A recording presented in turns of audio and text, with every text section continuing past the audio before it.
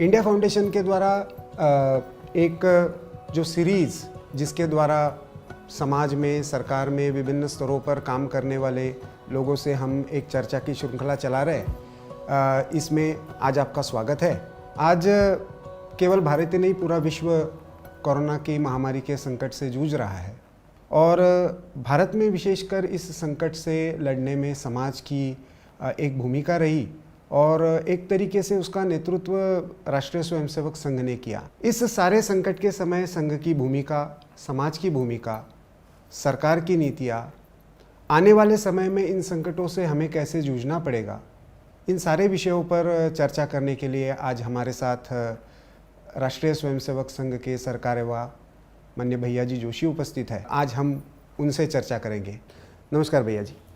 ये सारा कोरोना संक्रमण का जो एक कालखंड आया, इसमें संघ ने एक बहुत महत्वपूर्ण भूमिका निभाई है। भारत के समाज ने भी इसको एक अलग तरीके से रिस्पॉन्ड किया है। आप सारे इस परिदृश्य को कैसे देखते हैं? हमारी पीढ़ी ने तो इस प्रकार का महामारी का संकट पहली बार देखा है, लेकिन हम सब जानते हैं कि संघ के स्वयंसेवकों का अपना एक स्वभाव है कि जैसी आपदा होगी उस आपदा को समझकर उसमें से रास्ता निकालते हुए और अपेक्षाओं को समझते हुए करने का काम हमेशा हम करते आए। और इसलिए यह एक शुरू में जब परिस्थिति निर्माण हुई और भारत सरकार ने एक लॉकडाउन करने का निर्णय किया, सब प्रकार के प्रतिबंध आए, लेकिन जो जिनका जीवन रोज़ की कमाई पर चलता है, ऐसे बंधुओं के सामने जरूर जीवन मरण का प्रश्न निर्माण हुआ।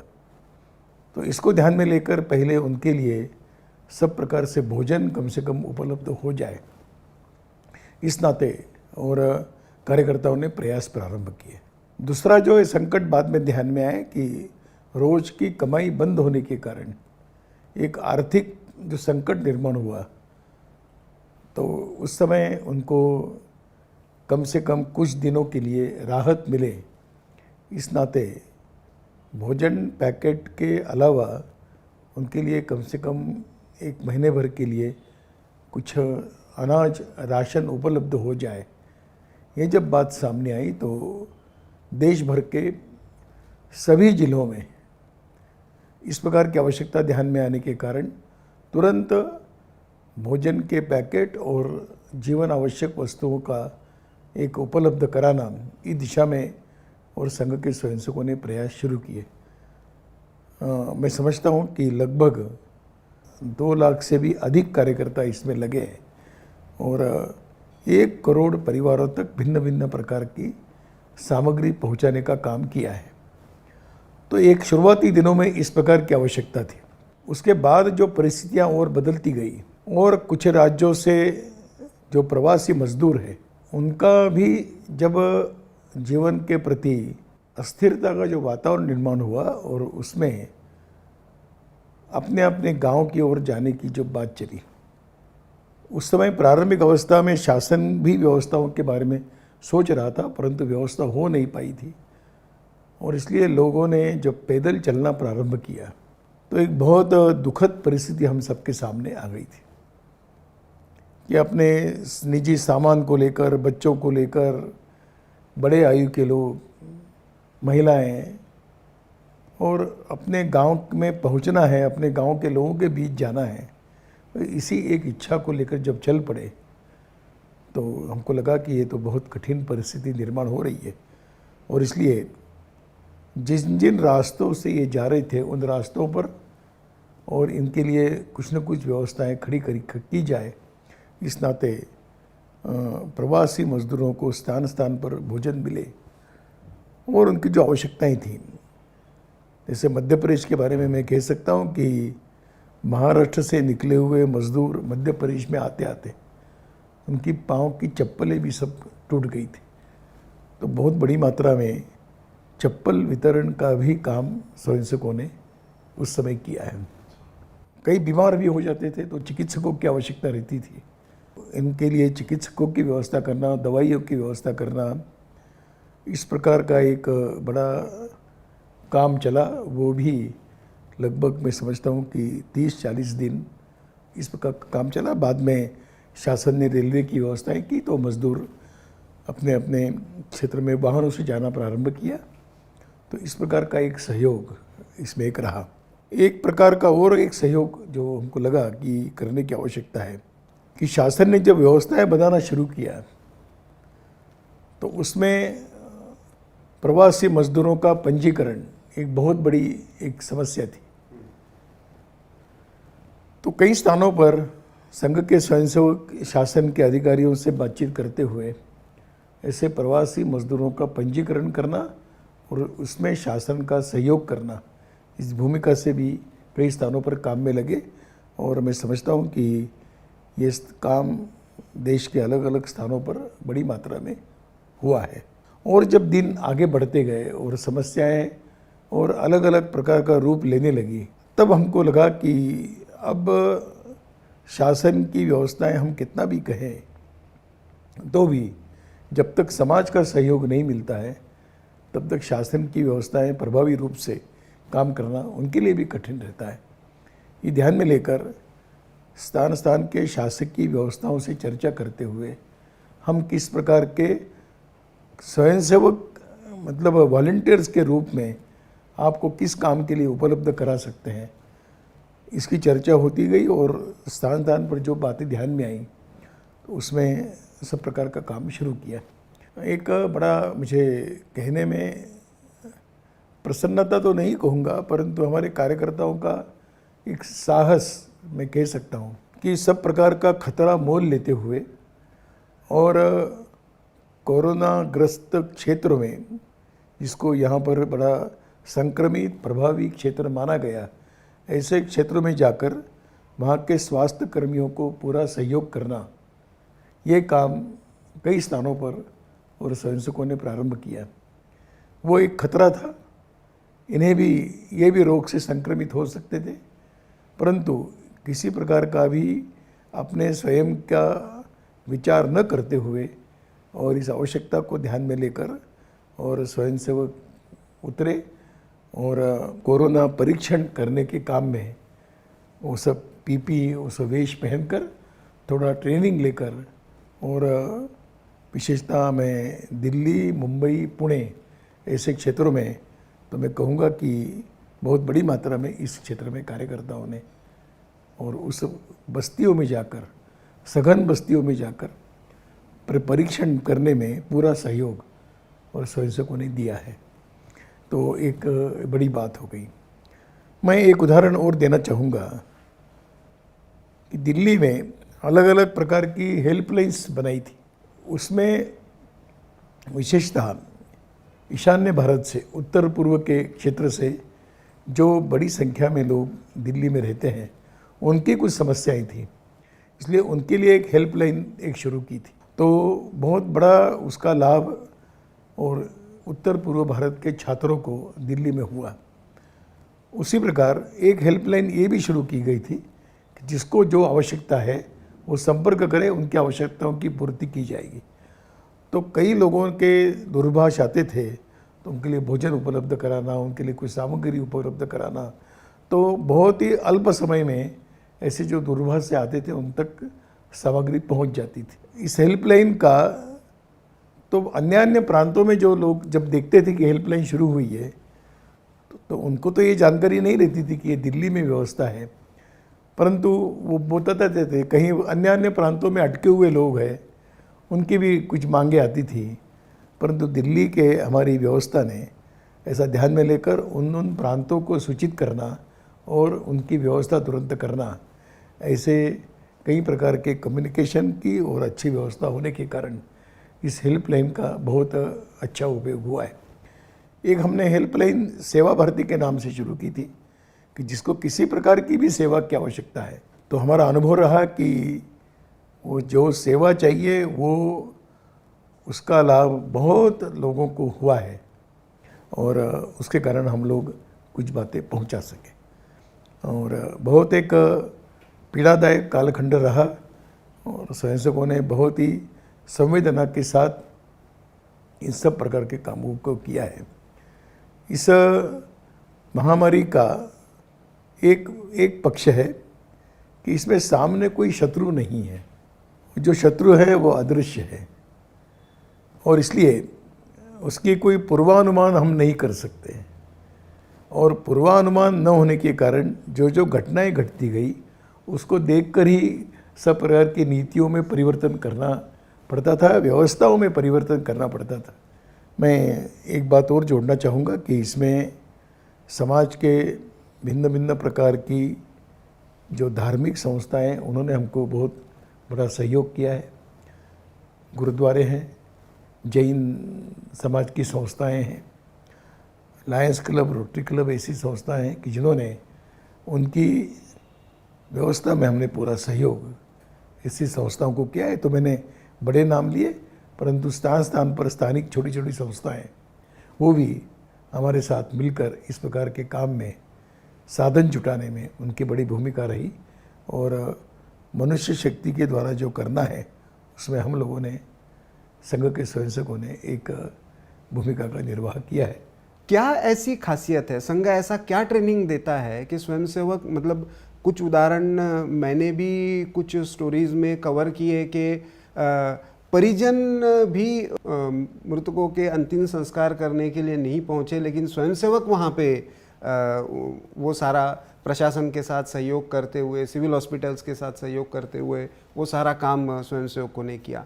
किस तरह का उनका ये ट्रेनिंग होता है कि ऐसी स्थिति में भी वो रिस्पॉन्ड कर जाते हैं? देखिए, हम आपदा प्रबंधन के हम तज्ञ नहीं हैं, और इसलिए उस प्रकार का हमने कोई प्रशिक्षण तो नहीं दिया है। परंतु एक संघ में जो एक संस्कार मिलता है कि जब भी कुछ ऐसी आपदाएं आती है तो वो आपदाएं हमारी आपदाएं समझकर हमने अपनी सारी शक्ति लगानी चाहिए। इस प्रकार का विचार संगठन में हमेशा होता आया है, और उसका ही परिणाम है कि स्वयंसेवक परिस्थिति को समझकर उसके अनुसार अपने आप को तैयार करते जाता है। हम कोई प्रशिक्षण नहीं देते, हम साधन भी कभी कभी नहीं दे पाते। साधन जुटाने का काम भी वो करता है, समाज के साथ पास जाता है, और हमारी कोई केंद्रीय व्यवस्था नहीं है कि कोई आदेश निकालेगा, कोई व्यवस्थाएं बनाएगा, ऐसा नहीं है। लेकिन दृष्टिकोण ये है कि संकट है और हम चुपचाप उसके मुख्य साक्षी बनेंगे, ये कैसे चलेगा? जब हम कहते हैं कि सारा समाज अपना है, तो स्वाभाविक रूप से ये क्रियाएं बिना किसी सूचना के, बिना किसी आदेश के होती है। और मैं इतने वर्षों के अनुभव के आधार पर कह सकता हूँ कि बिना प्रशिक्षण के प्रशिक्षित लोगों के समान हमारे स्वयंसेवक काम करते हैं। संघ के विचारों से प्रेरित बहुत सारे संगठन उद्योग और आर्थिक क्षेत्र में भी काम करते हैं, और उन्होंने भी कुछ पहल की है। तो इस आर्थिक संकट को संघ कैसे देखता है? संकट अलग अलग प्रकार के हैं। ये जो मजदूरों का स्थलांतरण हुआ है, ये एक विशेष परिस्थिति में हुआ है। इसकी स्थलांतरण करने की आवश्यकता न रहे, ये इसका दूरगामी समाधान है। आज तुरंत दूरगामी समाधान आज नहीं सोच सकते, परंतु इसका निश्चित समाधान तो उसी में है कि मजदूरों का कम से कम रोज़गार के लिए बहुत बड़ा स्थलांतरण हो। ये किसी भी देश के लिए उचित नहीं, परंतु ये सिद्धांत हो गए। आज व्यवहारिक धरातल पर अगर हम आते हैं तो लोगों को रोज़गार चाहिए, और बड़े बड़े रोज़गार बिना मजदूरों के बंद हो सकते हैं। इसलिए उद्योग चलाने वालों को भी मजदूरों की आवश्यकता है, और मजदूरों को भी रोज़गार की आवश्यकता है। और इसलिए ये जो एक स्थलांतरण हुआ है, मैं इसको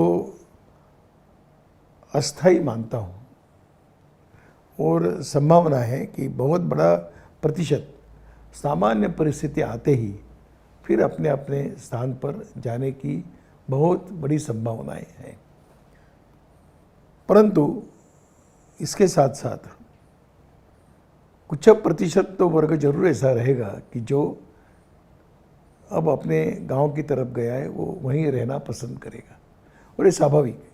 और इसलिए राज्यों को एक आवश्यकता ध्यान में आती है कि राज्यों ने करने की आवश्यकता है कि ऐसे अपने स्थान पर आए हुए, लौट कर आए हुए मजदूरों का फिर एक बार पुनर्वसन कैसा हो, उनको रोज़गार यहीं पर उपलब्ध कैसे हो, इसका विचार और राज्य सरकार ने प्रारंभ करना चाहिए और किया भी है।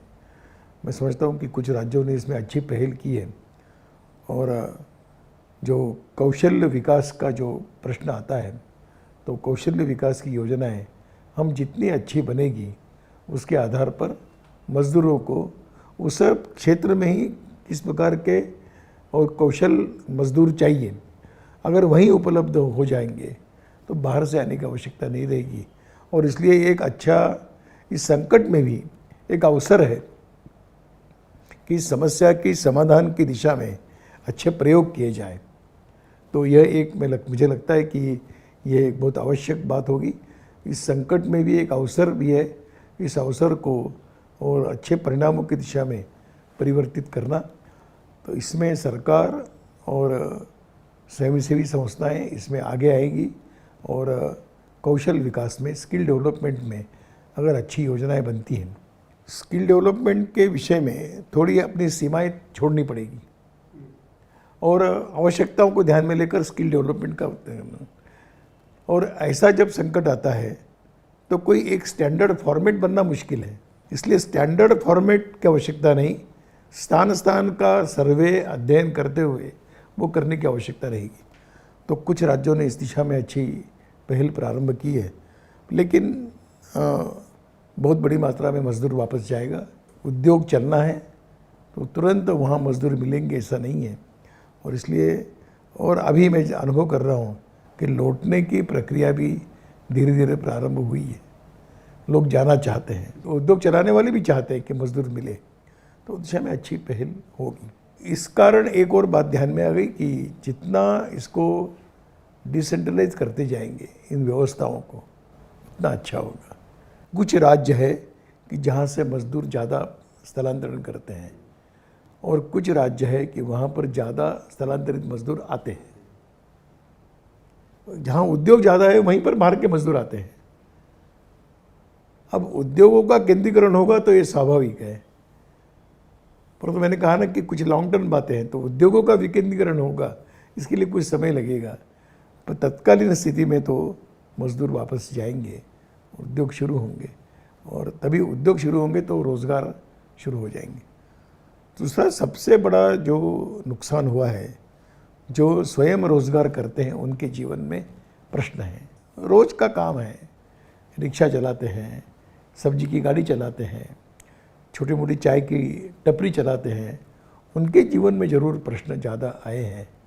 तो ऐसे सब लोगों को फिर कैसे उनका जीवन पूर्ववत प्रारंभ होगा, जब तक ये लॉकडाउन और उसकी समस्या, उसके कारण निर्माण हुई समस्या जब तक हल नहीं होगी, तब तक ये रोज़ का जीवन प्रारंभ नहीं होगा। और इसलिए मुझे लगता है कि शासन का, मैं इस बारे में मैं उनकी पहल का हम स्वागत करते हैं कि उन्होंने अनलॉक पद्धति शुरू की है। अब लॉकडाउन नहीं है, अनलॉक है। ताला लगाया है, ताला खोलना है, तो ताला खोलने का भी एक प्रक्रिया रहेगी। तो मुझे लगता है कि ये दृष्टिकोण सरकार ने सामने रखने के कारण बहुत ही अल्प समय में ये सारी बातें फिर एक बार शुरू होगी।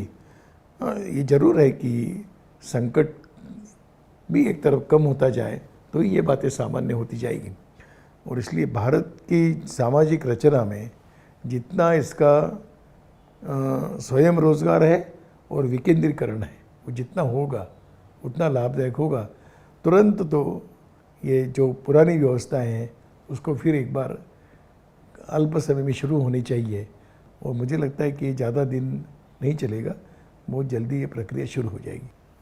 आर्थिक विषय में और एक जो बिंदु चर्चा में आया है, प्रधानमंत्री जी ने भी उस पर कॉल दिया, स्वयंसेवी संगठन भी, संघ विचारों से प्रेरित संगठन भी उसके बारे में अभी कुछ ना कुछ पहल कर रहे हैं, वो स्वदेशी और आत्मनिर्भर भारत का है।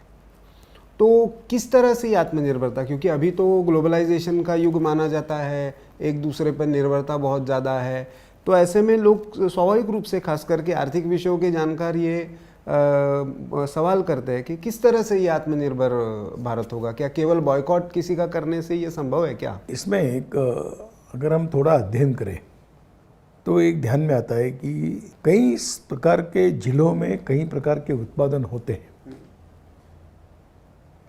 प्रधानमंत्री जी ने बहुत अच्छा शब्द प्रयोग किया है कि लोकल के लिए वोकल बनो।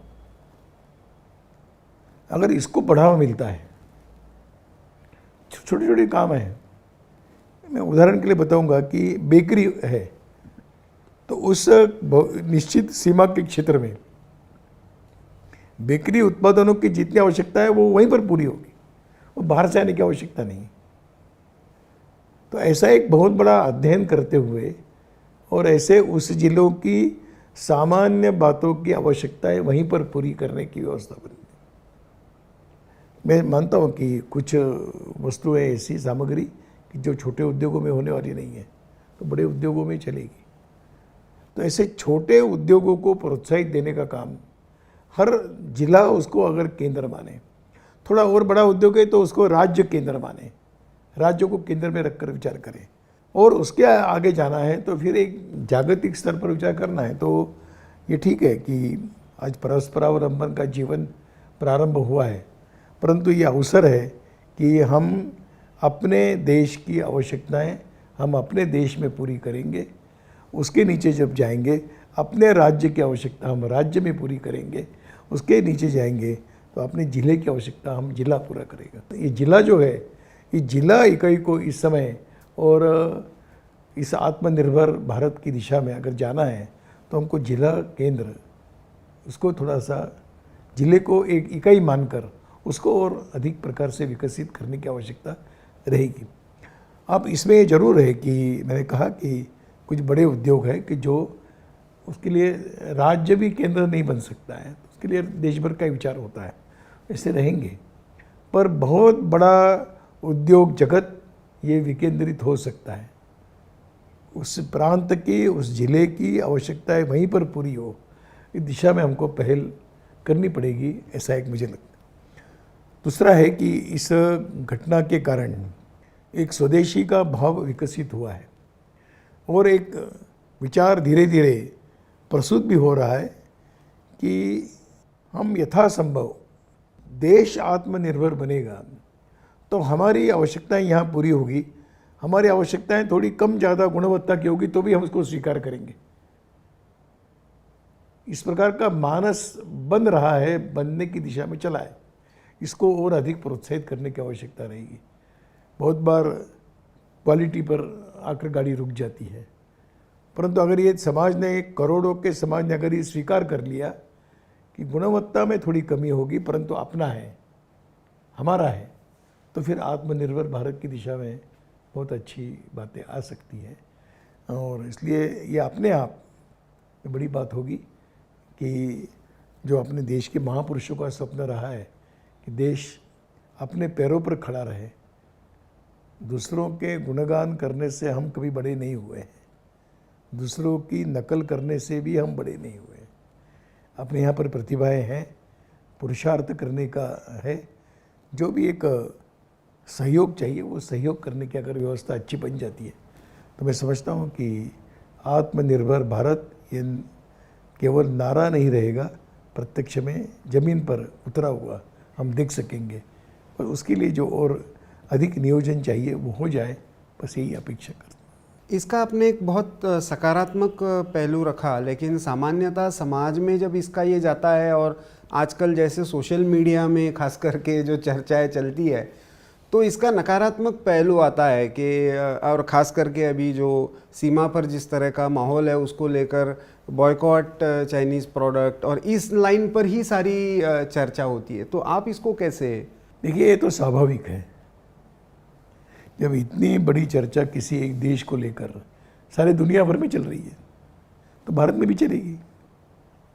उसका प्रतिनिधि कोई एक देश बन गया है, आज चीन बन गया है, और इसलिए स्वाभाविक रूप से ये बिना किसी के प्रयत्नों से सामान्य व्यक्ति कह रहा है कि हम ये नहीं लेंगे, हम इसको सहयोग नहीं करेंगे। तो ये मुझे लगता है कि एक स्वाभाविक मन की भावनाएं इस प्रकार से प्रकट हो रही है किसी अघोषित शत्रु के खिलाफ। और ये मैं समझता हूँ कि ये केवल किसी एक देश तक सीमित नहीं रहेगा, आगे चलकर अपना आत्मनिर्भर दिशा में जाएगा, सब मुझे लगता है। शुरू में नकारात्मक लग सकता है कि किसी देश की वस्तुओं को बायकॉट करो, परंतु समाज जीवन की आवश्यकता है, वो जब पूरी नहीं होगी तो बहिष्कार करने से कैसे चलेगा, तो पूरी होने की भी व्यवस्था चाहिए। आज शुरुआत इससे हुई कि हम इनकी चीज़ें नहीं लेंगे, हम चीन की चीज़ें नहीं लेंगे। ये एक स्वाभाविक हुआ है, किसी जन आंदोलन नहीं बनाया है। आज सामान्य रास्ते पर जुड़ने वाला व्यक्ति भी पूछता है चीन का हमको नहीं चाहिए। अब इसके बारे में तो चीन को सोचना पड़ेगा क्या करना है, लेकिन ये अवसर जरूर मैं मानता हूँ, और ये केवल भारत के लिए नहीं तो ये दुनिया के लिए भी अच्छा संदेश है कि हर देश अपनी अपनी आवश्यकताएं अपने बल पर पूरा करे, दूसरों का शोषण करे और दूसरों पर निर्भर रहे। इसी से जुड़ा हुआ जो मुद्दा अभी चर्चा में है कि सीमा पर एक संकट लगता है, लेकिन सरकार ने, हमारी आर्म फोर्सेस ने उसको एक तरीके से डील किया है। परंपरा से ये मामले हर बार आते थे, किस तरह से अभी इस बार आप परिवर्तन उसमें देखते हैं, और संघ इस सारे मामले को कैसे देखता है? जो राष्ट्रीय सुरक्षा और सीमा सुरक्षा, सीमा का इंफ्रास्ट्रक्चर, इसमें भी बहुत सारे परिवर्तन हुए हैं। वास्तव में ये विषय तो हमारे सोचने के बाहर का है, क्योंकि इसमें सुरक्षा बल, सरकार, नीतियाँ बनती है, उसके ऊपर चलेगा। पर कोई भी देश अपने देश की सीमाओं पर आक्रमण को कैसे स्वीकार कर सकता है, और इसलिए परस्पर संबंध बनना ये निर्भर करता है कि कैसे होगा। कोई भी देश अपने सीमावर्ती देशों के साथ तनाव नहीं चाहता है, परंतु इसका विचार दोनों तरफ से होने की आवश्यकता रहती है। और इसलिए आज की वर्तमान परिस्थिति में मुझे ऐसा लगता है कि इसका समाधान देश की सब प्रकार के सेना, वायुदल और नौसेना, सरकार के हमारे रक्षा मंत्री, प्रधानमंत्री, इन सब ने मिलकर इसका विचार करते हुए इस संकट से भारत की सुरक्षा कैसे होगी, क्योंकि ये सामान्य जनों का विषय नहीं, ये सरकार और सेना का विषय है। और जहाँ तक हम सामान्य लोग हैं, सेना पर हम पूरा विश्वास रखते हैं कि अपनी सेना का सामर्थ्य अच्छा है, और इसलिए इस सामर्थ्य को ध्यान में रखते हुए सरकार अपनी नीतियाँ और इस बारे में जो योजना बनाना है वो बनाए। मैं इतना विश्वास के साथ कह सकता हूँ कि इस समय शासन जो पहल करेगा, समाज शासन सरकार के पीछे खड़ा रहेगा। आज डिजिटल एजुकेशन की बात चल रही है, लेकिन समाज के हर वर्ग के पास ये शिक्षा पहुंचना इतना आसान भी नहीं है। तो ऐसे में आने वाले समय में शिक्षा में परिवर्तन होंगे। समाज केंद्रित शिक्षा की संघ बात करता ही रहा है, तो ऐसे में शिक्षा क्षेत्र को लेकर चुनौती, या संघ के और भी संगठन इसको लेकर कुछ पहल कर रहे हैं क्या इस बीच में? देखिए, इसमें अभी का एक वर्तमान तुरंत जो संगठन है, तुरंत जो संकट है, वो एक भिन्न प्रकार का है। उसमें दो पहलू हैं कि अपने भारत में शासकीय व्यवस्था के साथ साथ निजी शिक्षा संस्थान भी बहुत बड़ी मात्रा में हैं कि जो समाज के सहयोग पर ही चलते हैं। अब इस आर्थिक संकट में वो कैसे इसको निर्वाह करेंगे, ये उनके सामने प्रश्न है, क्योंकि वो स्वयं अपने ही बल पर खड़े हैं। इसमें बहुत बड़ा जो उसका हिस्सा है वो समाज उठाता है एक शिक्षा शुल्क के माध्यम से। उस पर थोड़ा असर इस कालखंड में होने वाला है। तो संस्थानों का एक संकट है, और जो आर्थिक संकट में है उनको इस प्रकार की कैसे शिक्षा उपलब्ध होगी, ये भी एक संकट सामने है। मुझे लगता है कि इसका बहुत अलग अलग लोगों ने मिलकर विचार करने की आवश्यकता रहेगी, और ये संकट कम से कम 1 साल रहने वाला है। भिन्न भिन्न प्रकार के आधुनिक माध्यमों का सहयोग करते हुए शिक्षा दी जाए, इसकी भी अपनी एक सीमा है। अगर हम माने कि 8% जनजाति क्षेत्र है कि जहाँ पर सभी इतने दूर दराज में ये सब व्यवस्थाएं पहुँची हैं, ऐसा नहीं है, उनका क्या होगा? बहुत बड़ा जो वर्ग है कि जो दरिद्री गरीबी रेखा के नीचे जीवन जीता है, वो उनके पास इस प्रकार के साधन नहीं है, उनके बच्चों का शिक्षा का क्या होगा? तो ये जो आधुनिक साधनों का उपयोग करते हुए शिक्षा पहुंचाने की बात हो रही है, इसकी अपनी एक सीमा है, इसमें से कुछ रास्ता निकालना पड़ेगा। स्वयंसेवी संस्था इसका जिम्मा कुछ उठा सकती है कि वो बच्चों का कोचिंग करे, बच्चों को सिखाए, अपने घर में कोचिंग क्लास जैसे चलाएं, और इस एक वर्ष को हम इसको अपने योजनाओं के आधार पर एक वर्ष पार कर लें, फिर अगले वर्ष की जो बात आएगी उसमें कुछ बातें सुलभ हो सकती है। हमको अभी समाज के, हम तो चाह रहे हैं कि समाज के सब प्रकार की ऐसी व्यवस्थाएं मिलकर एक वर्ष का विचार अभी तुरंत करना चाहिए। अफोर्डेबल एजुकेशन और क्वालिटी एजुकेशन ये हमारा हमेशा का सिद्धांत रहा है, उसकी व्यवस्थात्मक पक्ष इस कालखंड में भिन्न प्रकार का होगा, उसका व्यवहारिक विचार करना पड़ेगा, ऐसा मुझे लगता है। और इसलिए अभी तुरंत जो आवश्यकता है कि शैक्षिक वर्ष में किसी भी छात्र का नुकसान न हो, इसको सामने रखकर विचार करना चाहिए कि नहीं तो एक साल शिक्षा भी रुक जाएगी। भारत के पूरे इसमें समाज जीवन में एक साल का अंतर आ जाता है, तो ये किसी देश को भी ये समझता हूँ कि अनबेयरेबल होगा, इसको समझना पड़ेगा। और इसलिए इसमें और मुझे विश्वास है कि समाज की सब प्रकार की शक्ति का ठीक नियोजन हो जाएगा, इस वर्ष को हम इस समस्या से बाहर ला सकेंगे। भारत की परंपरा में मेले है, यात्राएं है, इनका एक बड़ा महत्व है। लोग इकट्ठा आते ही है। कोरोना के संकट में इस पर बंधन थे, जैसे अभी हमने जगन्नाथ यात्रा में एक अनुभव किया, कोर्ट की परमिशन से पूरी भी हुई। जो परंपराएं है, क्योंकि यही समाज को जोड़ के भी रखती है, और फिर भी अभी कुछ समय तक, कम से कम जब तक इसका कोई हल ना निकल जाए, तो ऐसे में लोग प्रश्न खड़ा कर रहे हैं। ऐसे में किस तरह से समाज इन चीज़ों को देखे? देखिए, फिर यहाँ पर अपने समाज को मैं नमस्कार करना चाहूँगा। इतने हजारों वर्षों की परंपराओं से जुड़ा हुआ भावात्मक, लेकिन इस संकट में हमको इन बातों के साथ थोड़ा समझौता करना चाहिए। ये समाज ने स्वीकार कर लिया, ये शासन के नियंत्रण के बाहर की बात थी, वास्तव में शासन के नियंत्रण के बाहर थी, परंतु ये समाज का सोचने का स्तर ही ये दर्शाता है कि हम लचीलापन हम कितना ला सकते हैं अपने इसमें। और इसलिए जगन्नाथ की यात्रा को लोगों ने स्वीकार कर लिया, ठीक है, इस साल नहीं होगी। अभी सूर्य ग्रहण हुआ कुरुक्षेत्र में, लोग बताते थे कि प्रतिवर्ष यहाँ पर ग्रहण के समय लाखों लोग आते हैं, एक बार इस बार कोई नहीं गया। तो लोगों ने अपने मन के स्तर पर, अपने छोटे स्तर पर ईश्वर की कल्पना अपने हृदय नजरों के सामने करते हुए अपने अपने घर में पूजा पाठ किए हैं। तो ये भारत की एक बहुत बड़ी विशेष बात है कि परंपराओं के साथ भी हम आवश्यकता पड़ने पर थोड़ा लचीलापन रखकर हम इसको स्वीकार करेंगे। इसलिए पंढरपुर का प्रश्न सब हल हुआ, जगन्नाथ की यात्रा का प्रश्न हल हुआ, मंदिर बंद थे, लोगों ने अपने घर में ही और पूजा करना प्रारंभ किया। किसी ने मजाक में कहा, पहले कुछ मंदिर थे, अब घर घर में मंदिर बन गए। अब ये बात इतनी बड़ी है कि घर घर में लोगों ने पूजा पाठ वगैरह सब करे, यही मंदिर, यही देवता है हमारा। ठीक है, मंदिर एक हमारा प्रतीकात्मक है, जाना चाहिए, पर इस कालखंड में नहीं जा सकते, नहीं जाएंगे।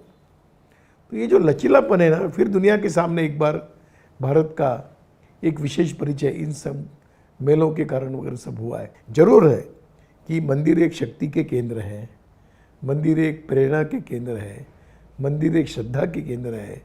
हमारे मेले एक जीवन को दिशा देने वाले हैं, वो शीघ्रता से पुनः पूर्ववत होने चाहिए, ये हम सब की इच्छा है। परंतु अगर समाज जीवन के स्वास्थ्य को सामने रखकर ये नियमों का पालन करना है, तो पालन करने वाला समाज भी हमने देखा एक अद्भुत है, ऐसा मुझे लगता है। ये सारी प्रश्नों का संघ इसको कैसे देखता है? संघ की इसमें हमेशा से समाज ने देखा है कि सकारात्मक भूमिका होती है, कंस्ट्रक्टिव रोल होता है। सरकार किसी की भी रहे, चाहे सुरक्षा का प्रश्न हो, समाज की आपत्ति का प्रश्न हो, लेकिन ऐसी स्थिति में भी कुछ तत्व ऐसे दिखाई देते हैं कि वो समाज में चाहे भेद पैदा करने का, अमेरिका में कुछ वर्ण भेद के कारण कुछ समस्या हुई, उसके आधार पर भारत में भी उस वैसा क्यों नहीं हो रहा है रिएक्शन, इस पर चर्चा शुरू करने का, इस सारे समस्याओं से हमने ये माइग्रेंट वर्कर्स के इसमें भी देखा, ऐसे प्रयास हुए कि लोगों को भड़काना है किसी जाति के आधार पर, संप्रदाय के आधार पर। यह आने वाले समय में एक संकट माना जा रहा है कि ऐसे तत्व बहुत सारे हैं, तो इनको समाज को कैसे देखना चाहिए? संघ इसके बारे में कुछ पहल ऑलरेडी कर रहा है क्या?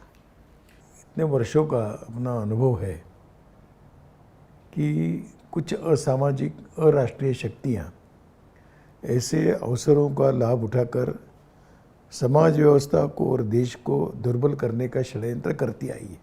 इस कालखंड में भी ये होना कोई असंभव नहीं है, परंतु अब संघ भी इतना बड़ा हुआ है, संघ की शक्ति भी कुछ बड़ी है, उसके आधार पर समाज जागरण करते हुए ऐसी ताकतों के संदर्भ में हम जागरण करने की दिशा में हम प्रयास कर सकते हैं, करेंगे। मुझे विश्वास है कि अपने यहाँ की जो सामाजिक जाति बिरादरी की जो व्यवस्थाएं हैं, साधु संतों की व्यवस्थाएं हैं, और इतने वर्षों का संघ का भी एक तप है, उसका पूरा उपयोग करते हुए इन षड्यंत्रों को हम कितना निष्प्रभ कर सकते हैं, करने की कोशिश होगी। और मैं समझता हूँ कि इतने आसानी से ऐसे तत्व सफल नहीं होंगे, भारत के अंदर नहीं होंगे, क्योंकि भारत का मानस उत्तेजित होता है, भारत का दुर्बल वर्ग पीड़ित होता है, उसको समझना पड़ेगा, पीड़ा दूर करने का प्रयास करना पड़ेगा, और इस संकट का लाभ उठाते हुए अगर देश को कोई दुर्बल करना चाहेगा तो मैं समझता हूँ कि संघ जैसे संगठन अपनी समाज जागरण की भूमिका प्रभावी रूप से करेंगे तो इस संकट से समाज को सुरक्षित किया जा सकता है। इस दिशा में प्रयास करने की, सबने मिलकर करने की आवश्यकता है। संघ इसमें कुछ जरूर अपने स्वयंसेवकों की शक्ति के बल पर कुछ पहल करेगा, समझिए। संघ का ये मत भी रहा है, आपने भी बहुत बार ये पहले कहा हुआ है कि भारत के जो समस्याएं है वो भारत की तरीके से सुलझनी चाहिए। कुछ भेद हो सकते हैं समाज में, कुछ तनाव आ सकते हैं, लेकिन उसका भारतीय तरीका है, तो मुझे लगता है आज के संदर्भ में और भी महत्वपूर्ण हो जाता है। बिल्कुल निश्चित है, हर देश की समाज रचना और समाज का मानस भिन्न प्रकार का है, इसलिए हमारे यहाँ की समस्याओं का उत्तर हम अन्य देशों की तरफ देखकर नहीं ढूंढ सकते, क्योंकि प्रश्नों को समझते हैं, प्रश्नों के जड़ को समझते हैं, उसके समाधान को भी समझते हैं, और इसलिए भारत की जो समस्याएं हैं वो दूसरों के चश्मों से और दूसरों के साधनों से हल नहीं होगी। यहाँ की मूल बात को समझकर इसका समाधान ढूंढना पड़ता है, और संघ ने इस दिशा में प्रयास भी किया है। यहाँ के प्रश्न है तो समाधान यहीं के मार्ग से निकलेगा, और समाज मन जो है अपना यहाँ का, वो एक विशेष सीमा से आगे विकृत करने की कोई कोशिश किसी की सफल नहीं होगी। हाँ, ये बात जरूर है कि ऐसे सोचने वाली सकारात्मक शक्तियों को और अधिक प्रभावी पहल करनी पड़ेगी, ये निश्चित है, हम करने की कोशिश करेंगे। जैसे कि हमने देखा कोरोना संकट, उसका सारा परिदृश्य, संघ की भूमिका, समाज के सामने आने वाली चुनौतियाँ, और उसमें भारत की विशेषता के साथ हम इस परिदृश्य में किस तरीके से एक नए अवसरों के साथ आने वाले समय में उभर कर आ सकते हैं, इसमें संघ की सोच को लेकर माननीय भैयाजी जोशी ने स्पष्टता के साथ हम सबसे चर्चा की। भैया जी, आपको बहुत बहुत धन्यवाद।